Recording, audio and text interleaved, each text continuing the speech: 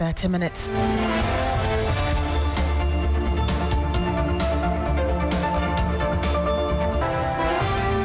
This afternoon, former Finance Minister Ken Ofori-Atta placed in U.S. detention as Ghana pushes for his extradition.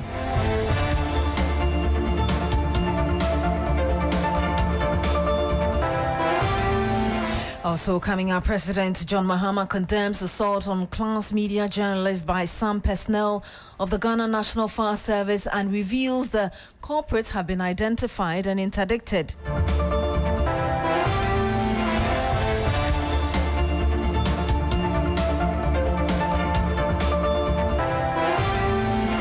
And much later on the program, Ghana Tertiary Education Commission GTEC withdraws recognition of the Institute of Chartered Accountants Ghana with immediate effect. We have all the details for you.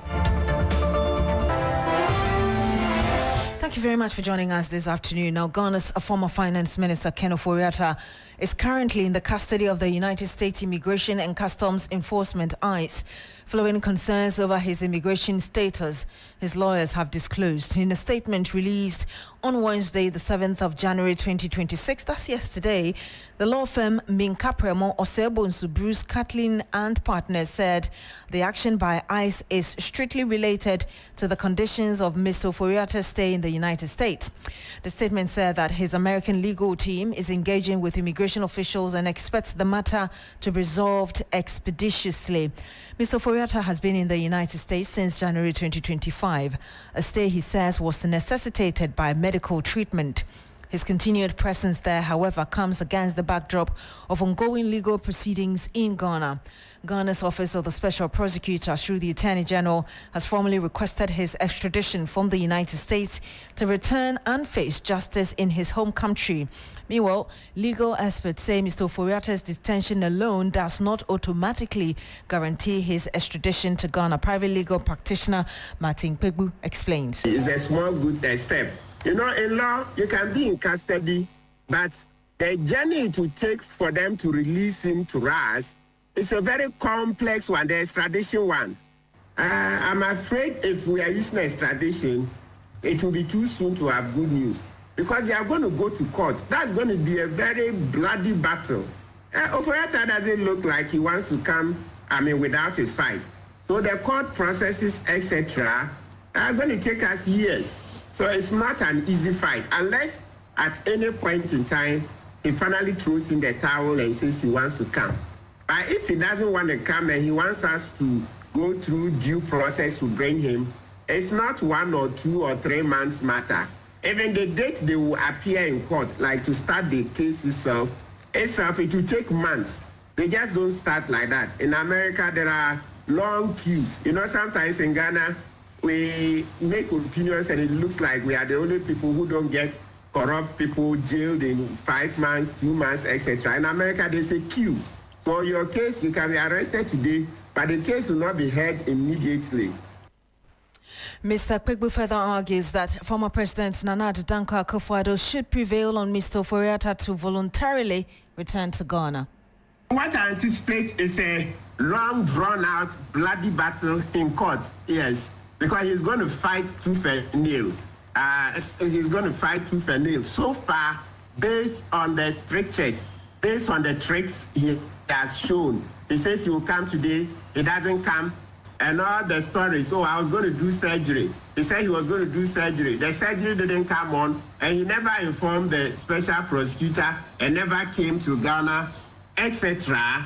If we use those facts to analyze, then he's going to fight it in court. He's not going to just throw in the towel. But I always mention that at any point in time, maybe when Akufo-Addo and co prevail upon him, because, Ghanaians are also asking Akufo-Addo that, what is he saying about his cousin not coming? So now that Akufo-Addo's brother is facing 5 corruption cases, it's time for Akufo-Addo to step in and ask him to come, because Akufo-Addo, we kept complaining that Ofori-Atta is corrupt. Ofori-Atta is corrupt, and Akufo-Addo kept denying that nobody in his government was corrupt. So now we have it. So Akufo-Addo has to prevail upon him. So if they prevail upon him, yes, early good news. But if we say we should use law, no, I don't see this happening in less than 9 months. And you had the private legal practitioner Martin Pigbu. Now, as the legal process unfolds, attention is now turning to the broader anti-corruption implications of the case. I'm joined on the line now by Adam Senano, co-chair, Citizens Movement Against Corruption. Good afternoon to you, sir. Thank you so much for joining us. And thank you for having me. Does Kenneth Oriata's detention in the U.S. signal progress in the fight against corruption, and in this case, high-level corruption, or perhaps it's too early to draw that conclusion? No, I think that, if this is ICE really have no, their mandate is not really an issue of corruption. They are just going around anybody they think you are not legitimately in the jurisprudence, that jurisdiction rather, they pick you up, and they are not known to respect human rights. A couple of hours ago, somebody had been shot, so one of the mayors was angry, instructing all ICE agents to leave his space. So this is not necessarily connected to anti-corruption. Simply, are his papers valid for him to still be there? And ICE can throw you out. They can send you back to your country within hours of you being picked up. So how that ends is something that will be unrolled as we go ahead. Indeed, but the question, this whole thing is falling within the processes that have started in Ghana, the collaborations with the U.S.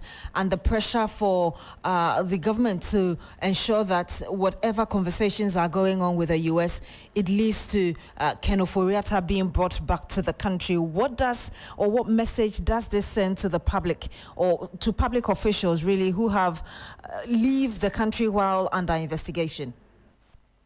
Well, if ICE does what they've done typically with other people, it means that Ken might end up back in Ghana faster than he thought. And definitely, he would then have to face the full rigors of the law. That would be, it would be, as far as I'm concerned, a good outcome, because many of us don't understand why he would not voluntarily even choose just to come back. You have this. There are questions that have arisen. Leadership must go with accountability.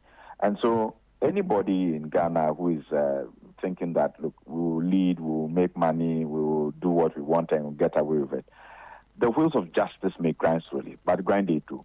At some point, you will have to answer for any actions you took.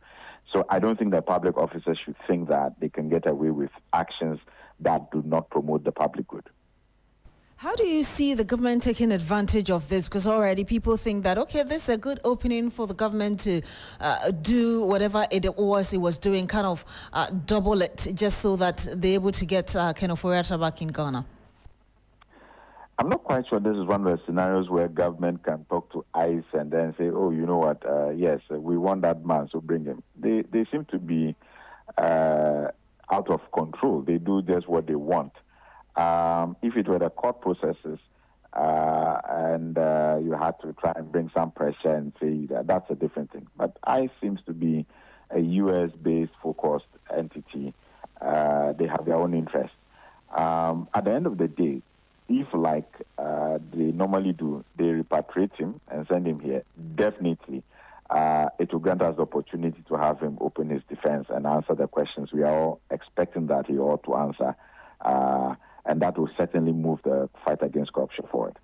Again, and that's my last question to you, it goes to emphasize a number of issues that people had. Do you think that until ICE came in, Ghanaian authorities had really done enough to show seriousness when it comes to this issue?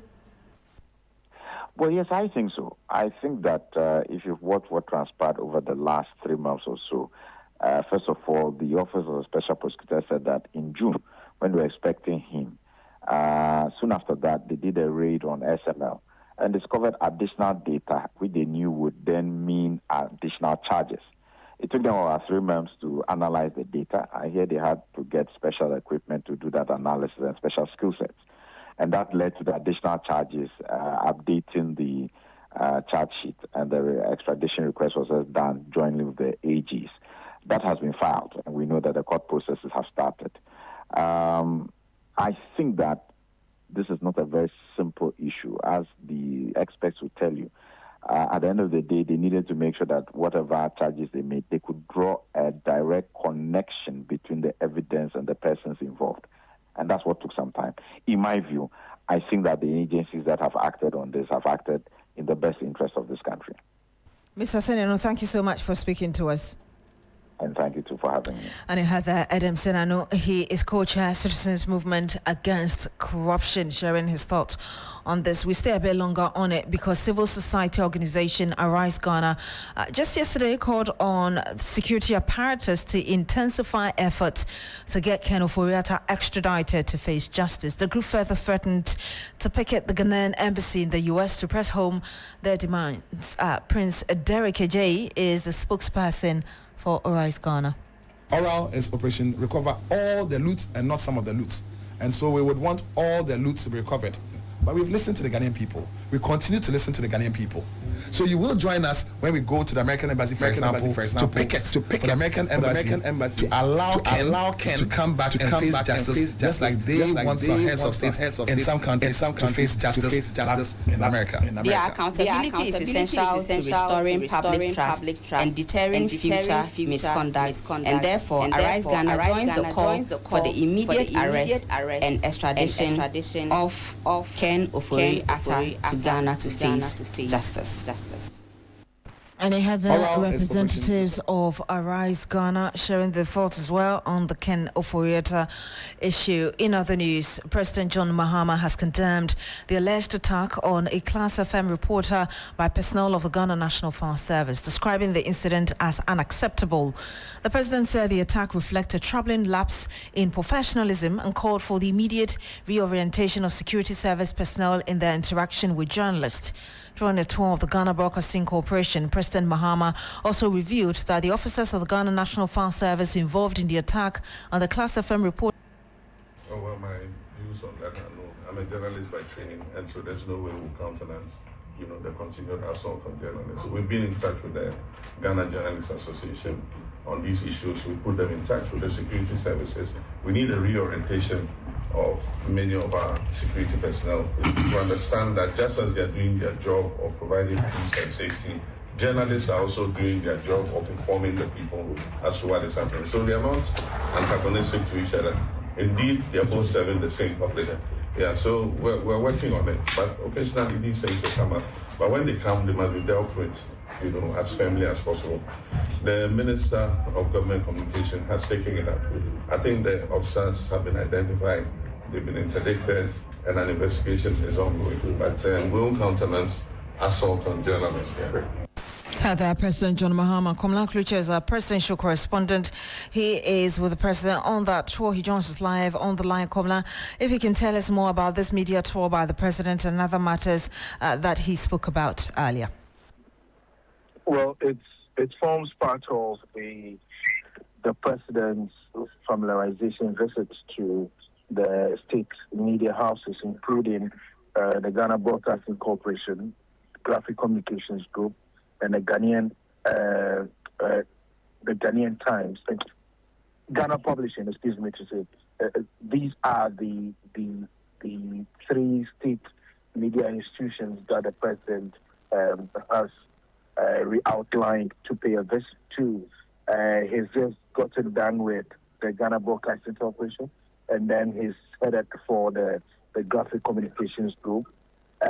Essentially, the issues surrounding the restructuring of the state broadcaster and state media houses of concern, leadership of is, for instance, if you take the issue of the Ghana Broadcasting Corporation, the Director General, Professor Alassane, indicated that one of the issues they've had to contend with is with the organogram of the state broadcaster. But even more worrying is the issue of some 13.5 million cedis owed to the Electricity Company of Ghana Limited, that they have just been able to pay only 5 million. The rest is outstanding.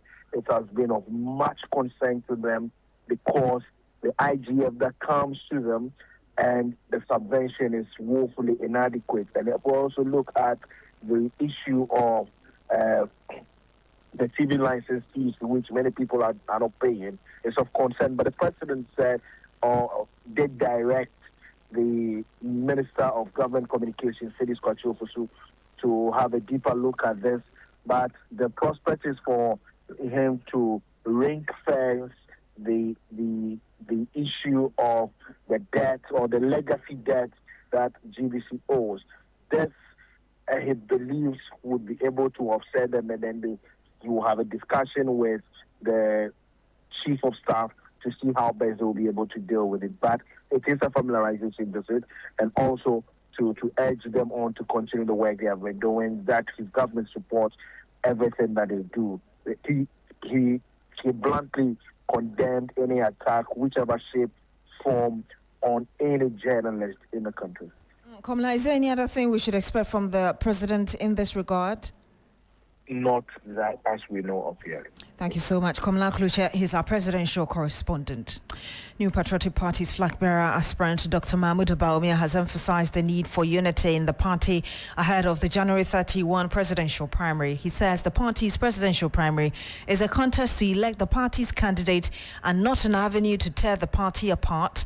He also urged delegates and the rank and file of the NPP to exercise restraint in their utterances, which have the tendency of destabilizing the unity of the party. Hundreds of party supporters converged in Salaga to welcome the flag bearer aspirant.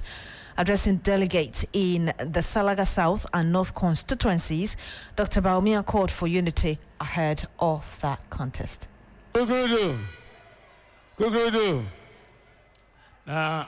Adia ehia MPP mo eye nkabom ye ko 2028 election ye hia nkabom unni nkabom a untimi wini election elentina me pese nyame adom ye won nkabom a ye betimi a wini election no enti media me ye me campaign no nkabom lenti mendidi obi atem min kasantia obia min bo obia din me kyerɛ my dwen kɛkɛ me kan kyerɛ mo ade a metimi aye ade a maye ade a me pɛsɛ me ye na mo ne me yɛ adwen a na mo ato aba no ama me na yakɔ enti me pɛsɛ me hyɛ mo nyina bɔ sɛ nyame adom mo de franka ne hyɛ me nsa mɛka obia abom na yakɔ akɔgye tumi no kogodo.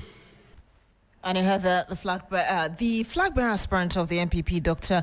Mahmoud Bawumia, asking for support for him to lead the party. Well, on his vision and plans for the party and delegate, Dr. Bawumia also reiterated his commitment to ensuring that the grassroots of the NPP is strengthened and well-resourced. Enti me pese me de nhihye foforo eba ye party mu. Sa nhihye no me friend no data-based welfare system. Data-based welfare system. Sa data-based welfare system no. Ye beji obia asem hia e de ato database no. Ye hwemu a ye behu omo a omo hia ejuma, omo a omo hia loans, omo a omo hia contracts, omo a omo hia tractors, omo a omo pese onya scholarship, omo a omo pese omo ko hajj, obia na asem hia ebeda ho. Ye party mo ye use welfare database system no a obehu say obia ntimi nkoton slots bi. And you had the flag bearer aspirant of the opposition New Patriotic Party and former Vice President Dr. Mahmoud Bawumia. Still on politics, a life-size statue has been unveiled in memory of the late flight Lieutenant Jerry John Rawlings at his hometown Keta, Jelukopa in the Volta region. The statue, an initiative spearheaded by a private individual, has been unveiled by the families of the former president, the Anglo State and leadership of the governing National Democratic Congress. There's more in this report. This is the first statue to be dedicated to the memory of Flight Lieutenant Jerry John Rawlings, who in his lifetime refused any monument to be built in his honor. Mr. Rawlings, who passed in 2020, left behind an enduring legacy. My personal knowledge about President Rawlings was that whilst he was alive, he refused to be honored in monuments and effigies. His reason was that he wanted to live in the hearts of people. Now, it's no more. And I understood his position because in ancient Greece, living people were not allowed to be honored because the argument was that you have not finished writing the book of your life. So it is only after your death that the book will be considered as closed.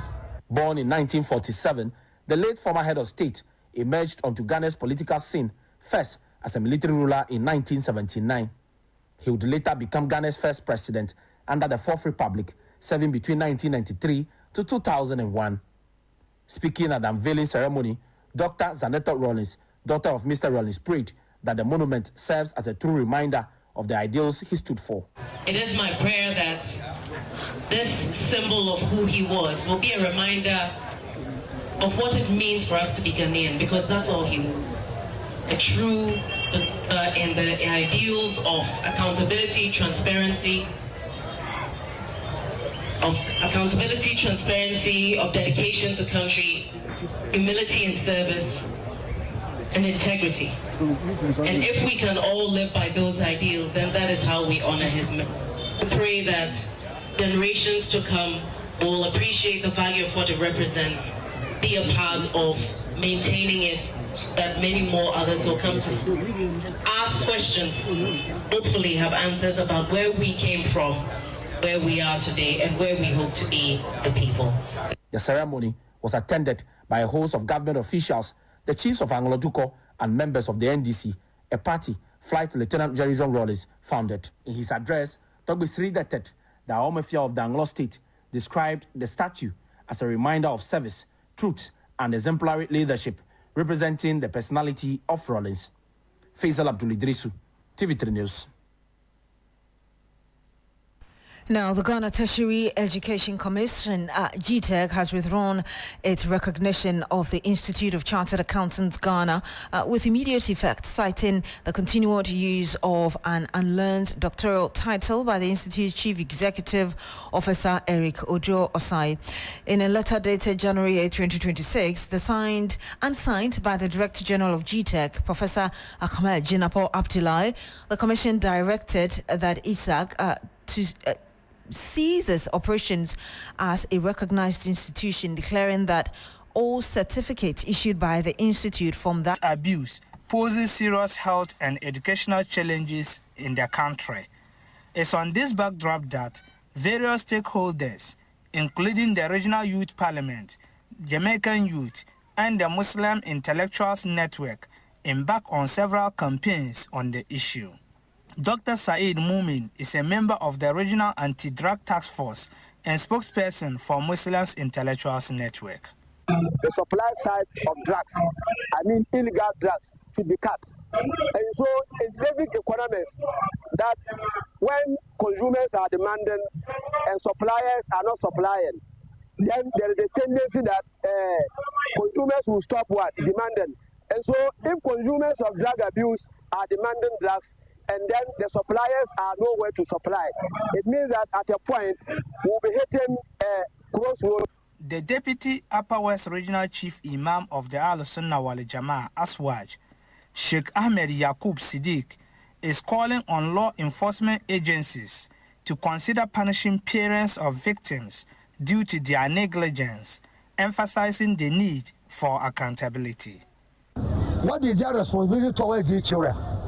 I think that is a major concern I ask myself.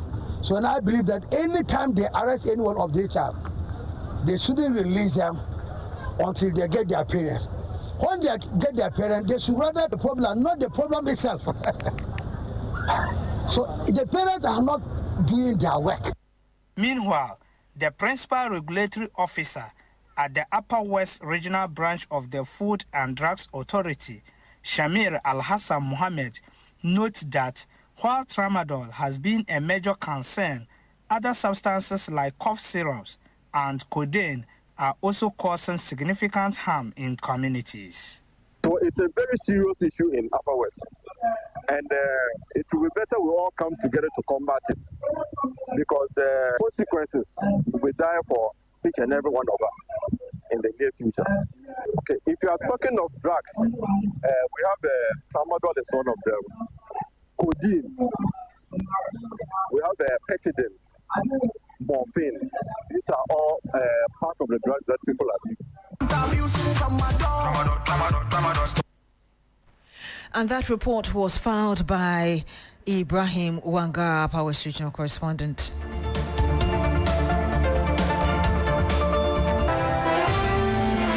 And that's it for the midday news here on 3FM 92.7. My name is Beatrice Adu. Thank you.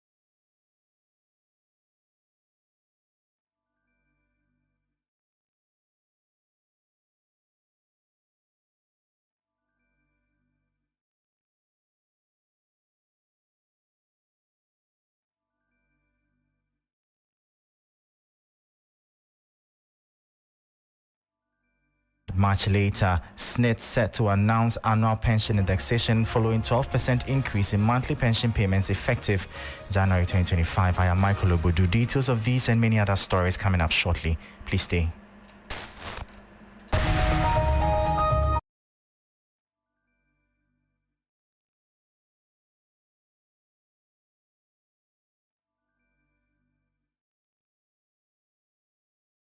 Right now, and the Ghana reference rate, a key benchmark used by commercial banks to price loans, has declined marginally for January 2026, signaling a gradual easing in borrowing costs and improved macroeconomic indicators. There is more in the following 3 Business News Desk report. The Ghana reference rate, or GRR, has dipped slightly for January 2026, offering modest relief to borrowers across the economy. Data from the Ghana Association of Banks shows the benchmark rate has fallen from 15.9% in December 2025 to 15.68% effective January 7. The marginal decline was driven by improvements in key indicators used in computing the rate, including the monetary policy rate, treasury bill yields, and interbank market rates.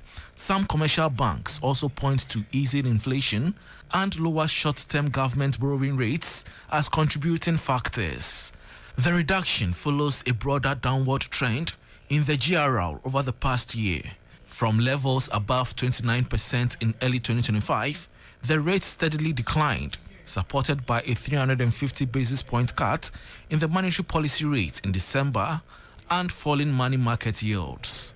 The latest adjustment means new loans contracted from December are likely to attract slightly lower interest rates, though fixed-rate borrowers will not be affected. Variable rate customers may see minor changes depending on individual bank pricing models. The Bank of Ghana says average lending rates have already declined, reflecting a gradually easing credit environment, even as businesses continue to grapple with tight liquidity conditions.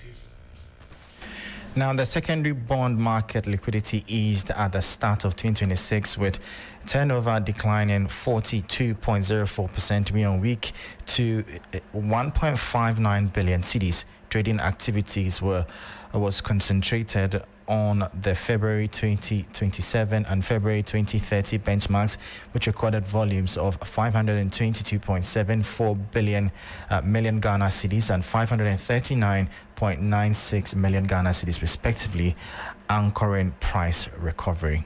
The Squad has more. The adjustment was made in consultation with the National Pensions Regulatory Authority (NPRA) and in line with Section 80 of the National Pensions Act 2008 Act 766. All pensioners on the SNIT payroll as of December 2024 have seen their monthly benefits rise by an average of 12%. The increment comprises a fixed rate of 8% plus a flat amount of 72.58 Ghana cedis, representing the remaining 4% redistributed across beneficiaries. As a result, the lowest paid pensioner now receives 396.58 Ghana cedis, a 32.19% increase above the 2024 minimum payment. At the upper end, the highest earning pensioner under PNDCL 247 and Act 766 will receive 201,792.37 Ghana cedis and 28,703 Ghana cedis per month respectively. SNIT says the upward adjustment is intended to preserve the real value of pensions and help beneficiaries cope with economic pressures. The move comes against a backdrop of high inflation and depreciation of the local currency. Analysts and pensioners are closely watching today's announcement to assess its impact on household income and the wider economy, especially after the significant improvement in the macroeconomic situation in the country. Now, that was a 3 Business News Desk report. Away from that, the Asantehene Otumfo said to the second has